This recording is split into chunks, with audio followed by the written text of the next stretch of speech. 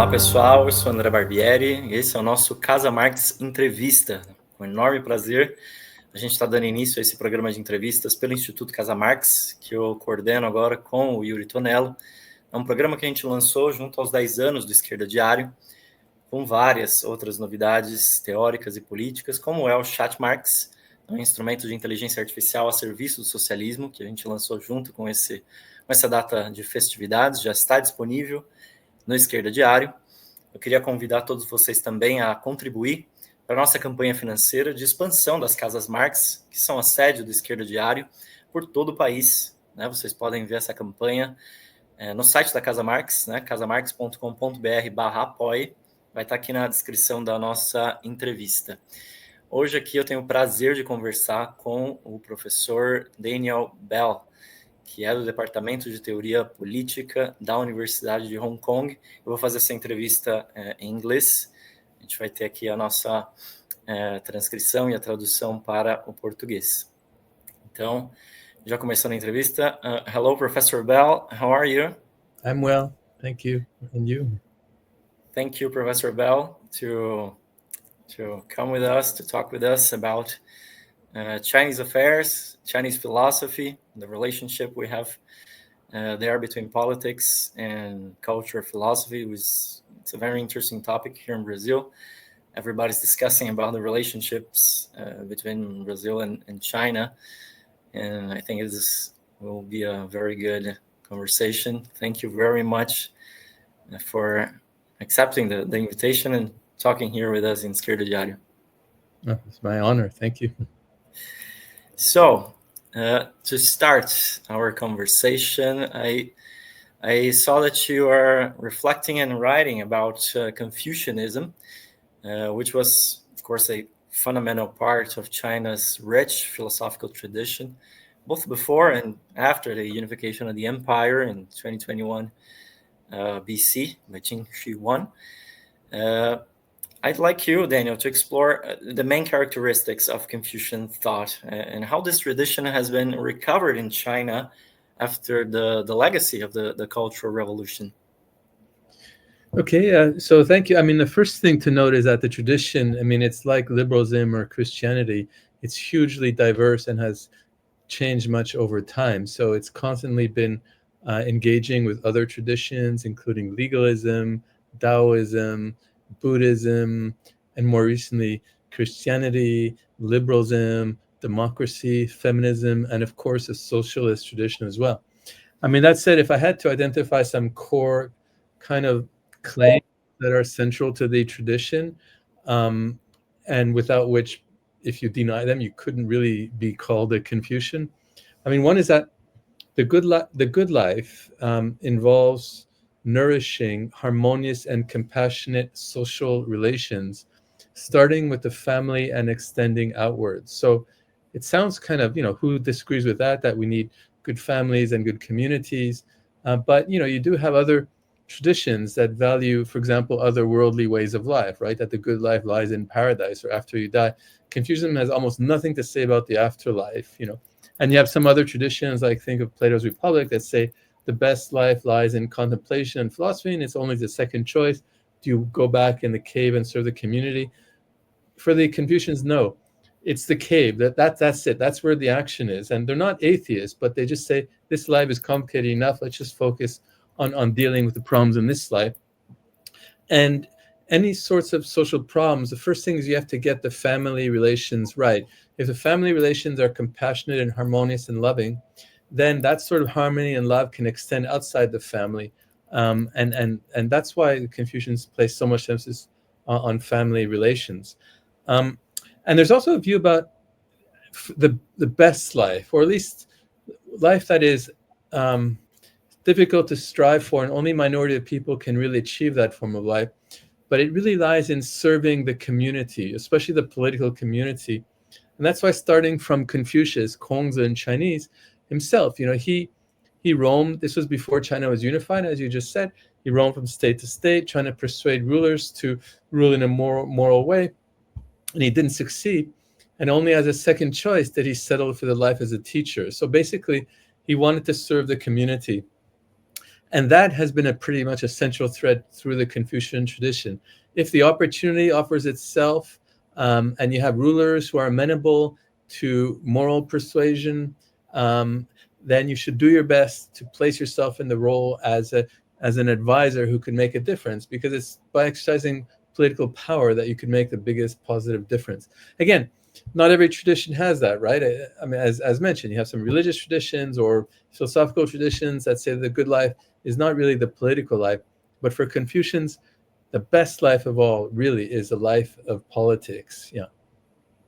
So just connecting with several things very interesting you said, I remember that Machiavelli, of course, is a thinker that came really a long time after Confucius and other tradition, but when he talks about the reforms that needed to be made in Florence so the city could be well governed, he said that the laws had a very important role in an aspect of checks and balances in the instincts of the individual. So every individual could enjoy the possibilities of action without being restrained by, well, tyrannies. He was not talking about the morality, to put it in another way, the moral capacity of a political thinker, of a political agent. How would you make some analogies between these traditions? Of course, Confucius was not interested in laws, right? Yeah, well, that's interesting. So the Republican tradition, and maybe we can put Machiavelli in that tradition, also emphasizes serving the community and the life of politics. But as you suggested, they placed more emphasis on laws and institutions. And for Confucians, the most important thing is to have public officials who have above average ability and especially virtue, meaning that they're willing to serve the community. Because without that, even if you have beautiful laws in place, they won't be sustainable, or at least people will find ways of evading the laws. So Confucians are not necessarily against, well, they're not against laws, but they're saying that to deal with problems, first and foremost, you rely on virtue. And only when that fails, as a final resort, can we invoke laws and legal punishments. Whereas you have this counter tradition in China, which is a kind of the antagonistic tradition, and arguably as influential, maybe even more so than Confucianism throughout Chinese history, is this legalist tradition that's saying the only way we can establish social order is by having strict laws that control people and make them fearful of wrongdoing, and to have institutions that are predictable and that don't depend on so much on the morality of the rulers. So you have these two traditions that are constantly in tension throughout Chinese history. Yeah, we're going to talk about legalism in a brief period, but before that, we were talking about Confucianism. The Chinese Communist Party is kind of in a Renaissance current about Confucianism. Xi Jinping himself paid a visit to Fu, Confucian's native home, to pay homage to him when he took office. But Confucius, as well as his disciple Mencius, they are both famous for walking long distances, as you said, from state to state before Chinese unification, to criticize rulers who didn't govern with the appropriate moral values, right? How would you describe the tensions in this approach, or in this kind of renaissance of Confucianism by way of the CCP? Okay, so yeah, I mean, I guess let's think about it in two ways. First is, why was there this renaissance, and then secondly, there's this critical tradition, Confucianism. Does that go against the appropriation of Confucianism by the CCP, or at least is there a tension there? So the first part, I mean, throughout imperial Chinese history, at least most of it, Confucianism was a dominant value system. And once imperial China collapsed in the early 20th century, so did more or less the Confucian tradition. And so the dominant tradition throughout the 20th century was this tradition of anti-traditionalism. And this was before 1949, when the CCP assumed power.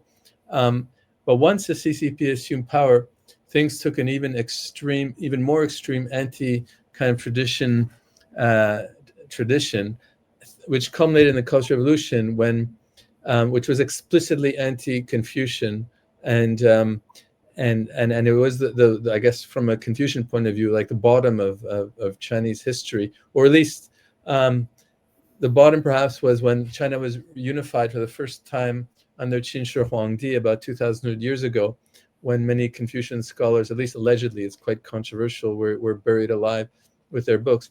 But at least in the Cultural Revolution, 1966-76, that was when you had to smash the four olds, including Confucianism, which was blamed for China's backwardness, feudalism, patriarchy, and all the kind of anti-progressive stuff. Now, what happened since then is that I think there's a widespread recognition that the Cultural Revolution was pretty much a disaster, that the effort to wipe out tradition, history cannot be successful and will lead only to extreme chaos and violence and anti-intellectualism. So the past 4 decades or so, there's been quite a surprising revival of traditions in China with Confucianism at its core. I mean, it's also a revival of Buddhism and Taoism, so it's not only Confucianism. And why has that happened? Well, one is a political reason, that the ruling organization does not only seek, let's call it, values-based legitimacy from the Marxist tradition. It wants to claim this mantle of legitimacy from a much longer history, and of course, since Confucianism was the dominant value system throughout most of Chinese history, it makes sense to buttress or to complement its values-based legitimacy by invoking Confucianism. But there's many other reasons too. I mean, wasn't an economic reason that many parts of East Asian countries, not just China, with a Confucian tradition, including, for example, South Korea and Japan and Singapore, modernized quite quickly in a relatively peaceful way. And why is that? Well, the same kind of Confucian values that were blamed for China's backwardness, it turns out, actually contributed to this rapid and peaceful modernization, like this worldly outlook, a constant desire to improve oneself, strong emphasis on education, concern for future generations. I mean, all these sorts of values are actually quite helpful for a peaceful form of modernization. But on the other hand, this capitalist-style modernization also makes people more atomistic and individualistic. So there's a need to have some tradition that values social responsibility to counter that. And here too, Confucianism is a very important resource for that purpose. But there's also a kind of academic reason that, people like myself who are academics, I mean, when we look at the tradition, we realize, wow, this is quite fascinating, so deep and rich. I mean, I was trained as a communitarian in the kind of Western tradition until I left graduate school. Basically, I hadn't studied Confucianism, but it turns out that many of the same themes that we have in the communitarian tradition, like the importance of community, the importance of politics, are present in the Confucian tradition. But actually, arguably, the Western kind of communitarianism is a kind of offshoot of liberalism. But the Confucian tradition addresses some of these themes, but also issues that are not discussed at all by Western communitarians, like the importance of social harmony, the importance of ritual in securing a sense of community, and also the importance of political meritocracy. I mean, all these values are pretty much absent from the Western communitarian tradition. So it made sense, not just myself, but for people both within and outside of China, to look at this Confucian tradition in a much richer and deeper way. Okay, so that's the first part of the answer. But the second part that you mentioned, I mean, I'm not sure if it's, apologies if I'm talking too much. No problem. Thank you. Well, as you mentioned, the early Confucians were social critics, not just Confucius, but Confucius and Mencius and Xunzi. These are the three great Confucians before China was unified. And they were radically dissatisfied with the political system in their days. And they roamed from state to state, again, criticizing the rulers largely unsuccessfully, but really, really, the opening of the Mencius, it opens with Mencius criticizing to his face a king for carrying out unjust, bloody warfare and just invading other countries just for the sake of expanding territory. And he's criticizing them to their face. I mean, it's quite striking. So what happened, though, after China was unified? As mentioned, the first emperor was anti-Confucian, but after that, the next major dynasty, that was a short-lived, only about 15 years. The next major dynasty lasted about 4 centuries, the Han. And that eventually made Confucianism into the official value system. And that's where it became very intermingled with the official orthodoxy. So you had on the one hand, you had this tradition of social criticism where Confucians would appeal to this moral way, to this Tao, to criticize the status quo. But you also had a Confucian tradition which was strongly in defense of the status quo. That tradition has been there for 2 millennia at least, and it's still an ongoing tension. Yeah, pretty cool. Because when you say the importance of harmonious relations, stability, I can imagine how the CCP utilizes it internally, because we have a Chinese working class is gigantic. We know there are social tensions, class struggles, obviously, as in the whole world, in China too. So the government now, when it's facing these international challenges, I imagine that this Confucian value of unity, at least a part of the Confucian values, unity, harmonious relations, stability, is very well stressed by the government. Am I right in thinking? I think that's right, but it's also worth noting that many of the Confucian values are vulgarized and distorted in practice. I mean, that's, of course, you have that in other traditions too, right? Whether it's democracy or human rights or liberalism or Christianity, they're often vulgarized and distorted in practice. And harmony is really a central Confucian value. But to the English ear, the Anglophone ear, I'm not sure in Portuguese, when you hear harmony, you don't distinguish, it immediately conjures up this image of order and sameness and uniformity. Again, I don't know Portuguese, but I think in French also it would be that way. But that's a very much misleading interpretation of harmony, because one of the most famous lines of the Analects of Confucius is that exemplary persons value he, which is usually translated as harmony, but a better translation is diversity and harmony, rather than tong, which means sameness, as opposed to petty people who value sameness but not diversity and harmony. So the Confucian idea of harmony, it means that it recognizes that there's diversity in society and pluralism, but that we need to deal with that in a peaceful way, and we need to try to make all these diverse parts, put them together so that something more harmonious and beautiful emerges. That's greater than the sum of the parts. So the metaphors that I use are like a soup with one ingredient, like salt, is sameness, but you add many ingredients and it becomes more beautiful and tasty. Or a musical note. I mean, actually in English, when you hear harmony, actually that's the appropriate connotation. It includes many notes put together in a harmonious way, right? But it also has political view. Again, this before China was unified, harmony specifically had a political context to refer to the fact that the ruler should listen to diverse views, because if there's only one view and nobody criticizes that view, then it's bound to lead to mistakes. But again, in practice, it gets vulgarized. And the Chinese, this idea of harmony, it has been reestablished officially as a central value, first under President Hu Jintao, and now also under President Xi. And sometimes it's used to suggest that we need to put down dissent and social protest for the sake of having social order. But that's more like a legalist idea rather than a Confucian idea. But sometimes Confucian ideas are invoked in a kind of distorted way to justify measures that are really quite antithetical to the values themselves, you know.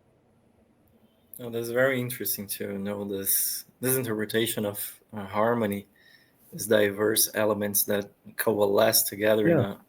And again, this is not a kind of obscure interpretation. It's the mainstream interpretation. Like every educated Chinese knows this line from the Analects that I just mentioned, 和而不同, that we should value diversity and harmony rather than sameness. Everybody knows that. So in 2008 Olympics in Beijing, you're probably too young to remember, but the opening ceremony in Beijing, they selected one character to represent the best of Chinese culture, and it was his character He. And I was watching it at the time. It was in English. It was an American journalist who was saying, "Look at this harmony! All these soldiers marching together. That's what they mean by harmony." Complete distortion. You know, any Chinese who would listen to that saying, "What are you talking about? This is tong. This is sameness, not which is diversity and harmony. So the language itself often, frankly, these mistranslations lead to misunderstandings. Yeah. And what you said about Mencius is interesting, because Mencius was a Confucian too. He also valued this interpretation of harmony. But correct me if I'm wrong, Mencius also said that if a government didn't attend the interests of its people, he should be overthrown, right? Yeah.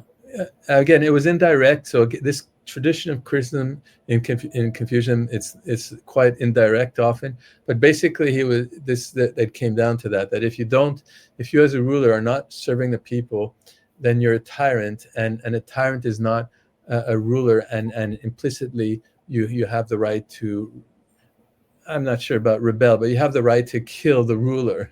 So these guys were pretty blunt. Sorry, not blunt. They were radical social critics, although often it was expressed in a indirect way. Yeah, let's explore this relationship with legalism, right? Because you talk a lot about this too. I think it's very interesting. We have, you spoke about Xunzi, which is a Confucian, perhaps a more realistic view of Confucianism, in a way that it explores and stresses the importance of harmony, of the morality. It also bets positively in the human being, but at the same time, it doesn't. It is not apart from the use of force, to say in a way. The legalist school is really applied in this law thing, right? We need laws, and we need to preserve the stability of the government using these regulations. How would you put this in perspective? Think about the legalist school. Maybe Wang Pei is an important exponent of this philosophy, and the current way the government in China goes. Yeah, so as you mentioned Xunzi, he was the most realist of the early Confucians before China was unified. I personally think he's the greatest political theorist in Chinese history, maybe in anywhere. I think it's as great a work as Plato's. I kind of agree with you. It's very impressive. Yeah. And he writes clearly, systematically, and he takes the best of diverse traditions, including Taoism and legalism and other forms of Confucianism, and creates something. But he was writing in the most ugly, chaotic, and bloody time in warring states period.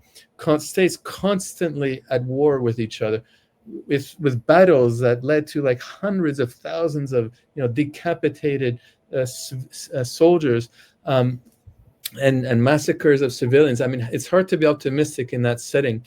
And he argued, unlike Mencius, who argued that basically we have this tendency to goodness, and all you need is a proper sorts of environment, and like a plant that once it has sun and water, then it'll grow normally. He says, no. We have a tendency to badness, but we can improve, but it requires conscious effort. And he used the image of the carpenter who smashes wood, so it requires a lot of conscious effort on the part of the individual, on the part of the educational system, and on the part of the state to try to improve people. But we can improve. But his student, most famous student, you mentioned Han Feizi, he took on the assumption that we have this, that we're born with a tendency to badness. He says we stay bad, we cannot improve. And the only way to have social order is to have these strict laws that control almost all our actions and leave nothing to discretion. And we should focus first and foremost on farming and fighting. Everything else is superfluous and useless. If we want a strong state, which is necessary for survival in these brutal times, then this is a kind of system we need. We need laws that regulate behavior with strict punishment and leave nothing to discretion. And we need, and then he took this more from Shangyang, we need a promotion system in the military that is purely objective, owes nothing to virtue or reputation. In the case of Shangyang, it meant the number of decapitated heads of enemy soldiers. That's what we should use as a standard for promotion in the military. So you had these tensions. After that, so the first state that won, Qin, it unified China, but it used mainly legalist methods. But it was short-lasting, partly because in times of peace, these cruel methods are not sustainable, right? So it lasted only 15 years. But after that, the next dynasty, the Han Dynasty, it often drew on legalist methods while striving for some sort of Confucian moral foundation. And this was the tension throughout much of Chinese history. So, so there's a question, for example, the examination system for public officials, which lasted 1,300 years in Chinese imperial history. It's probably the most famous way of selecting public officials and certainly the most influential in the world, right? Well, is that legalist or Confucian? The legalists favored clear, objective standards for promotion, in some sense, and everybody should have equal opportunity. And in some sense, the examination system reflects that. But on the other hand, the examinations throughout in the Ming and Qing dynasties, last two major dynasties, they used Confucian texts to assess success. So the content arguably was Confucian. So this is a sort of tension. And it's still an ongoing tension now. You probably know the anti-corruption campaign in China, which has lasted now, well, frankly, quite longer than most of us expected, at least more than 10 years.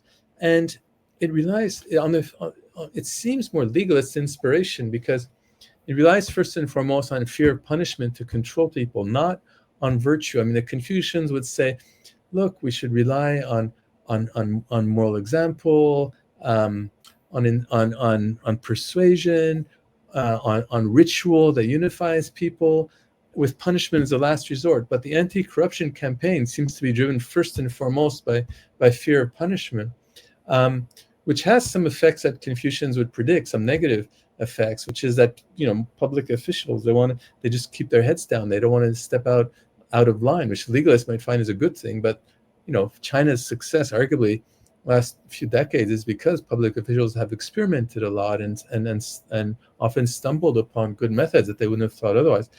That said, I don't think we should blame everything on legalism, because one thing is that the legalists, they favored clear, open, and understandable laws.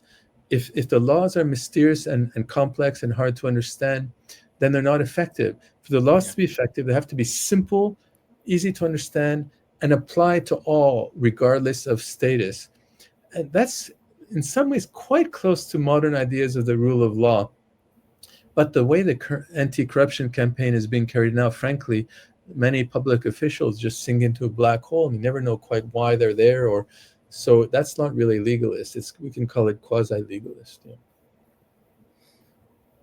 Yeah, this is very interesting because we see elements of different philosophical schools or tendencies that, in a way or another, they end up being applied by the government of China. Well, it's a curiosity, this idea. I would like to ask you, because besides political thinking, we have now China is going through a really expanded technological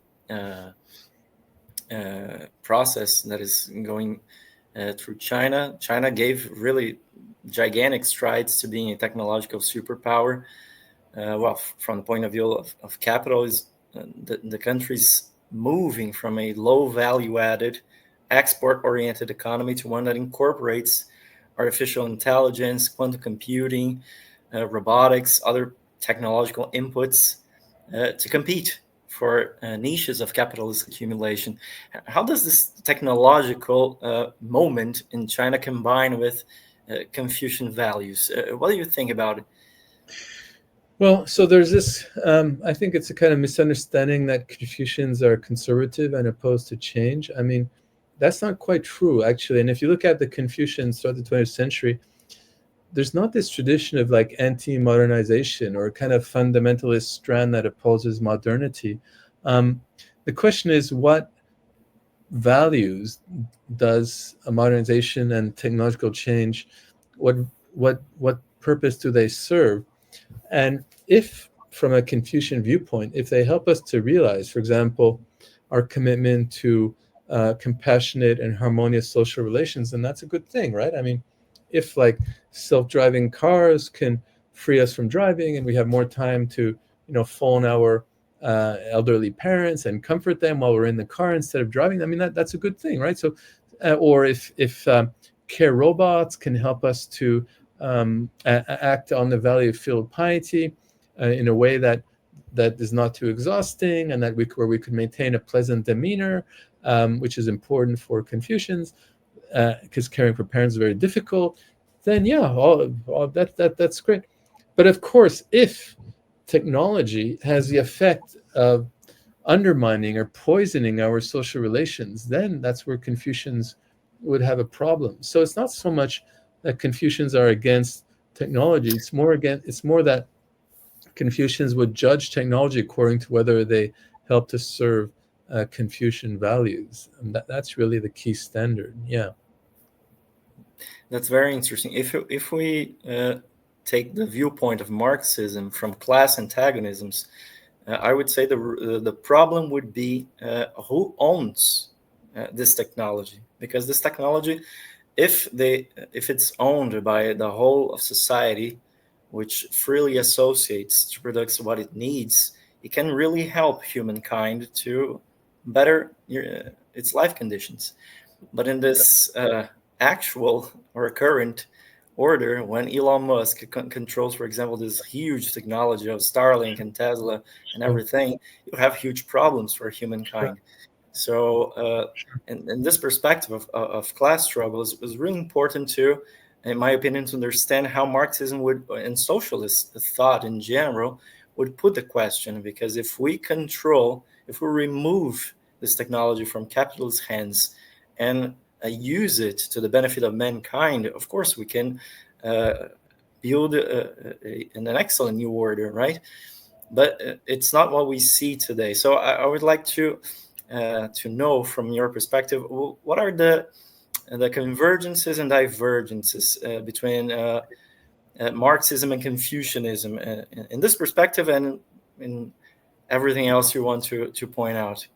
Okay, very good. So there are strong affinities with the socialist or Marxist tradition and the Confucian tradition, which actually I think helps explain why the socialist tradition became dominant in Chinese in the 20th century. And one is this commitment to alleviating poverty. I mean, that goes way back in Chinese history, both as an ideal and as a practice. Actually, before, for example, in the West, it's only the past 400 years or so that there's this view that the government has an obligation to alleviate poverty. But for the Confucians, that's always been there. For Mencius was very clear that if people don't have their basic material needs satisfied, how can they be moral? They spend all their time, again, it sounds very Marxist, they spend all their time providing for their material necessities, are totally exhausted, and then how can they start caring and be compassionate for other people? So that's why for Mencius and for Confucians, it's very clear. The first task of government is to alleviate poverty. And how do you do that? Mencius, again, it was very clear, through having a fair distribution of land and through having a land ownership system to ensure, he called it the well-field system. Of course, it was mainly agricultural society, where everyone has their own plot of land, but then there's a communal land in the middle where people would farm for the non-farming classes. So there's been this concern with land distribution and property that is kind of socially beneficial. That goes way back in the Confucian tradition.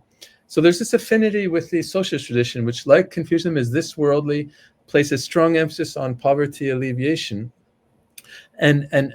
But of course there are differences too, right? And the one difference is, what's the point of the whole thing? I mean, for Marxists, at least for Marxist vision of higher communism, it ultimately, advanced machinery would be socially owned, and it would be put to, and it would do the socially necessary work, the difficult, boring, repetitive labor that no rational person would want to do, and then people would be free to realize their creative essences, their creative needs, which lies, and the metaphors he uses, of course, doesn't say a lot about communism, but it sounds like he gives the example of the architect who first has an idea of something and then realizes it in this world. Or we could think of like a cook, who has an idea of how to make a dish and then creates a beautiful dish, or an artist or scientist. It's through creative labor that Marx thinks that we could realize our human essence.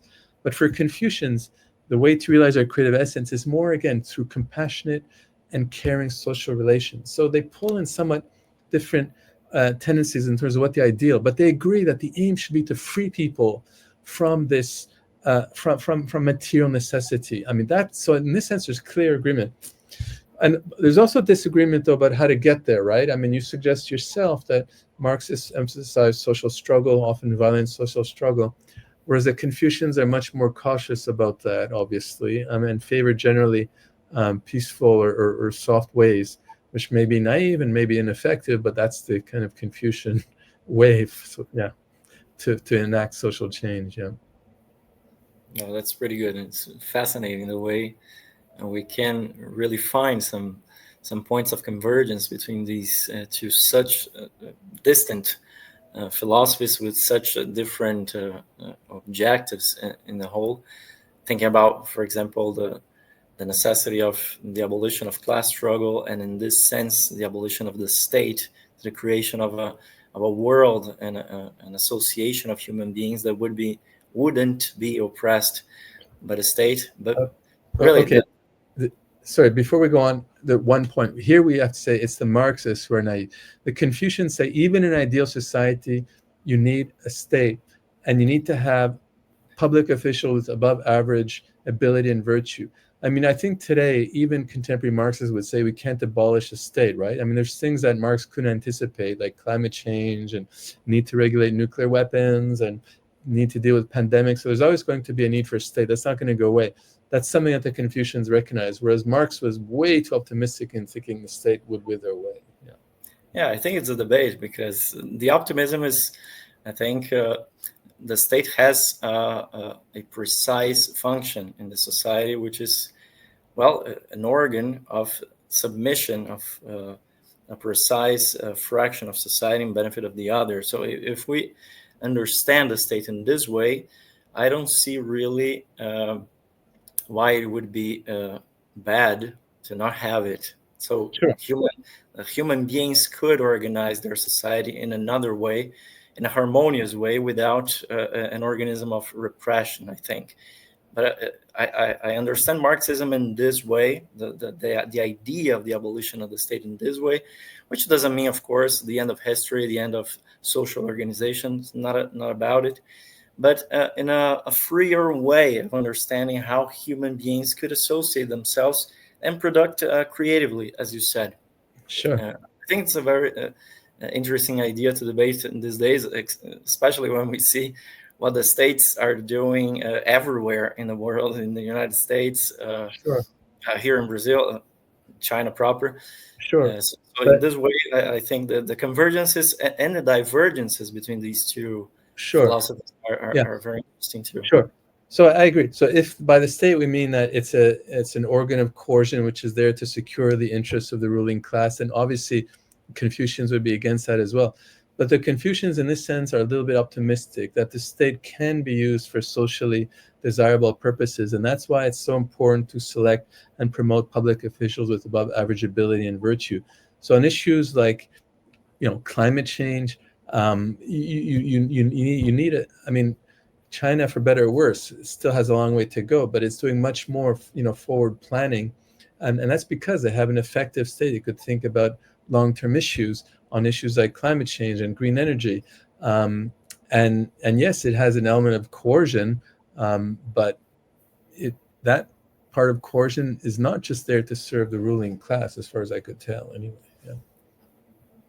And just to add, Marx really had this environmental preoccupations in his writings. Now we have some authors that are studying that, Bellamy Foster, Kohei Saito, who have a very interesting point of views in this debate.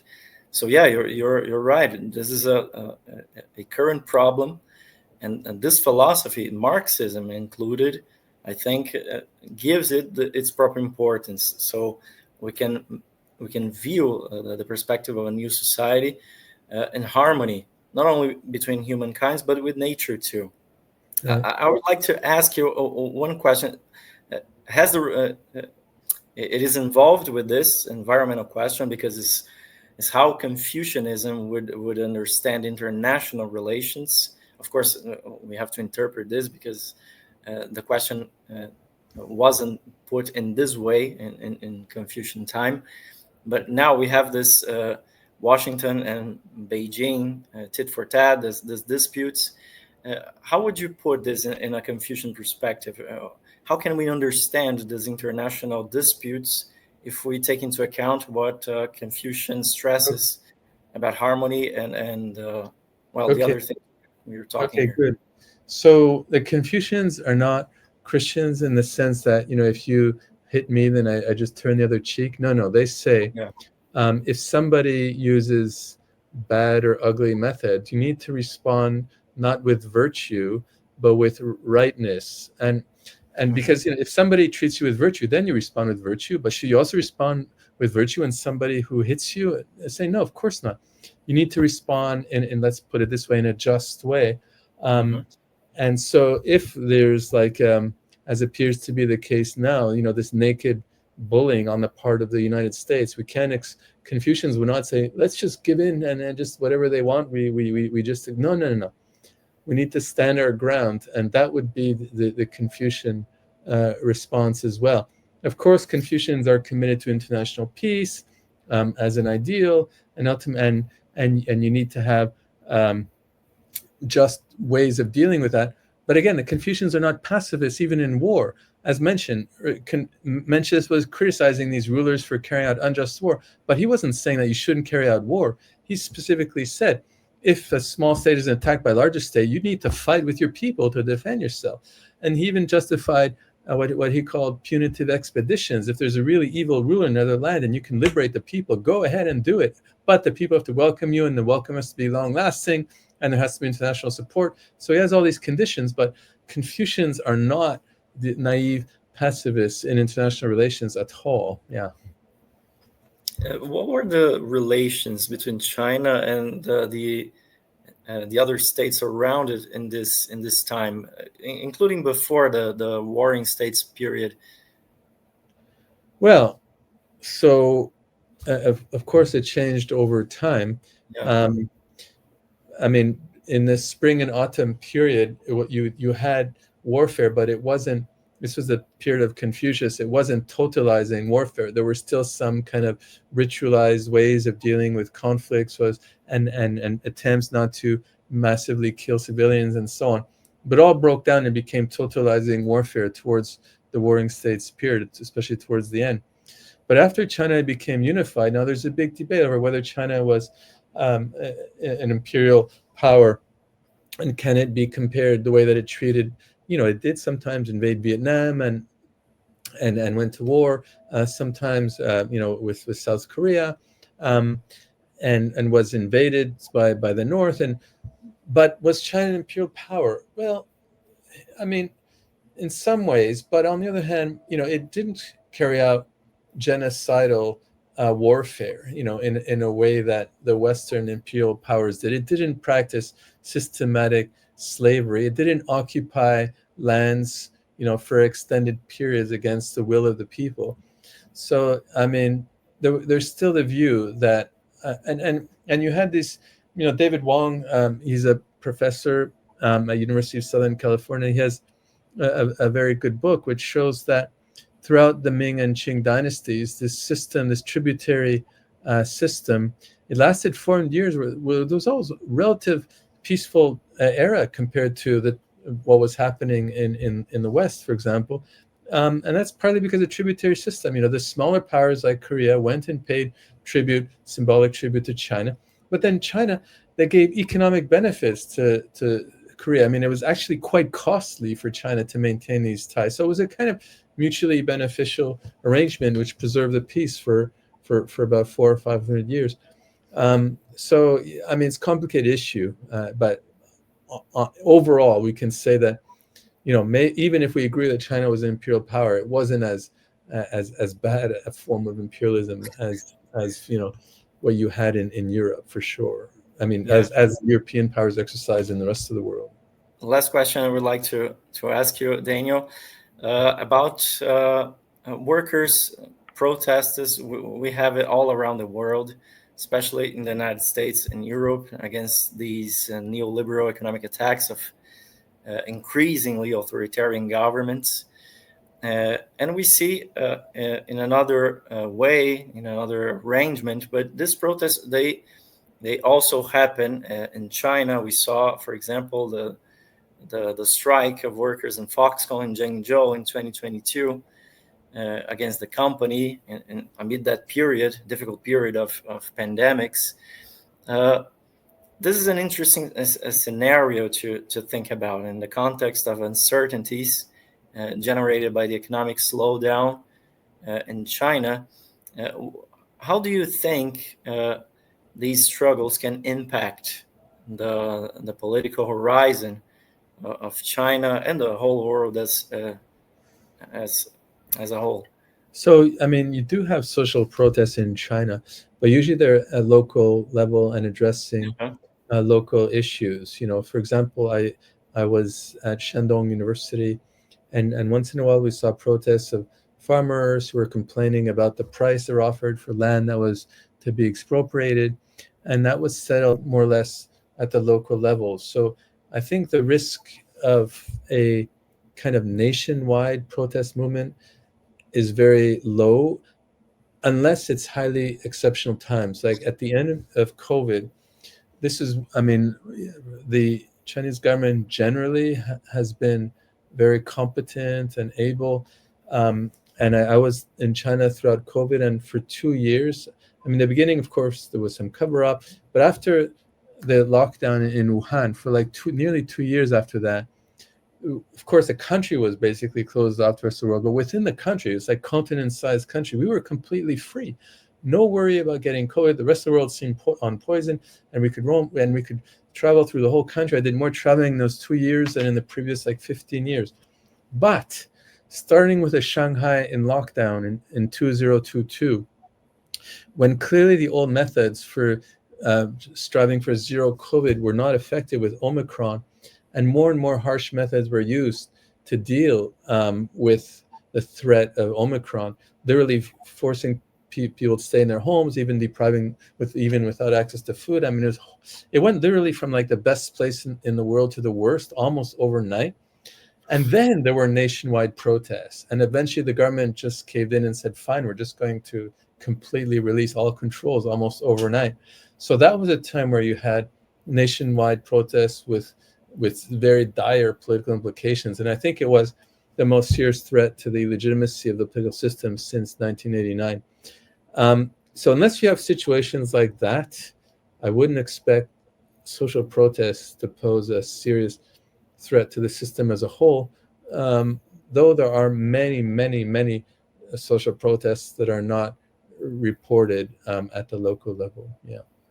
Yeah, what I was really interesting is in these, I read some reports and interviews with Chinese youngsters who are, they are dissatisfied with this intense rhythm of work that we have now in China. For example, the 996 system of working that Jack Ma from Alibaba tried to put as the future of humanity.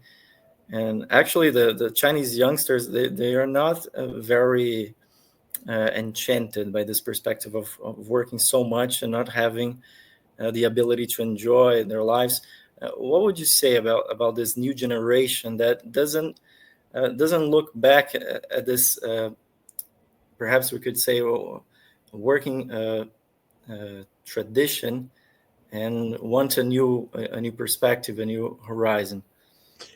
Yeah, well, I mean, China is a very diverse place, right? I mean, this phenomenon is widespread, but you also still have tremendously ambitious and hardworking Chinese. I mean, I taught at the universities that I taught at, Tsinghua in Beijing and Shandong University. I mean, you had students who worked so very hard, and I didn't really experience this phenomenon to an important extent. But of course, as you're saying, there's a kind of rebellion against this idea that everybody should spend their waking lives working very hard. So you have this counter tendency now for people to seek, non-material ways of enjoyment, there's this culture of cuteness where people appreciate just living with cute cats, and that or which is kind of more Taoist inspiration, living a more kind of carefree lifestyle, or one that allows for more harmony with nature. I mean, so you have all these diverse tendencies, and certainly I think at the moment the government is putting still too much pressure for people, including young people, to lead these high energy, high ambition lives, but that's not for everybody. And I think there's a need for more recognition that, some people don't want to be part of that. Well, very good, Daniel. I really appreciated this conversation. We talked a lot about the Chinese philosophy and politics in these last 2 millennia. It was very good synthesis we made here. Thank you very much for your time. Thank you. I hope that China and Brazil can have positive ties in the future as well. Yeah, very good. So, coming back here to Português, muito obrigado, gente, por terem assistido aqui a nossa entrevista com o professor Daniel Bell, da Universidade de Hong Kong. Espero que vocês sigam a gente aqui no Instituto Casa Marx e as nossas próximas entrevistas. Obrigado, gente. Até mais.